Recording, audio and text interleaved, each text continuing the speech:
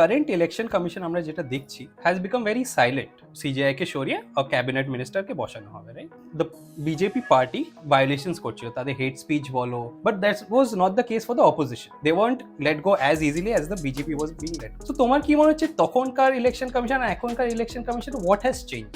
Election কমিশনারদের নিয়ে, chief election commissioner বা ইলেকশন কমিশনারদের নিয়ে প্রায় সমস্ত রাজনৈতিক দল এক্সেপ্ট আজকের রুলিং পার্টি মানে বিজেপি ছাড়া প্রায় প্রত্যেকেই যে কাজকর্ম সেই নিয়ে ব্যাপকভাবে সমালোচনা। আজকের যিনি চিফ ইলেকশন কমিশনার আছেন এবং তার আগে যিনি ছিলেন, 2014 সালের পর থেকে এই বিষয়টা নিয়ে ভীষণভাবে আলোচনা চলছে। যারা সকল নিরপেক্ষভাবে ব্যাপারটা দেখে তাদেরও কিন্তু এই বিষয়ে ভীষণভাবে অবজেকশন হয়েছে। চিফ ইলেকশন কমিশনার তিনি যে নির্বাচন সদনে বসেন সেখানে বসারই তো আমার দরকার আর নেই। ওনার উচিত হচ্ছে বিজেপির যে হেডকোয়ার্টার আছে সেই হেডকোয়ার্টারে গিয়ে বসা। যে এটা খুব লজ্জাজনক যে উনি ডাইরেক্টলি বললেন যে তিনি তার নিরপেক্ষতা এতটাই হারিয়েছেন যে তাকে বিজেপির একজন নেতা, বিজেপির একজন ক্যাডার, বিজেপির একজন কর্মী যে কোনো কিছু বলা যেতে পারে। তাহলে সংবিধান যদি অধিকারটা দিয়ে থাকে, সংবিধান কেন সেটা সেই অধিকারটাকে ওনারা কেন ঠিক মতন ব্যবহার করতে পারছেন? যে আমি যদি তোমারই লোক হই তাহলে তোমার বিরোধিতা তো আমি করবো।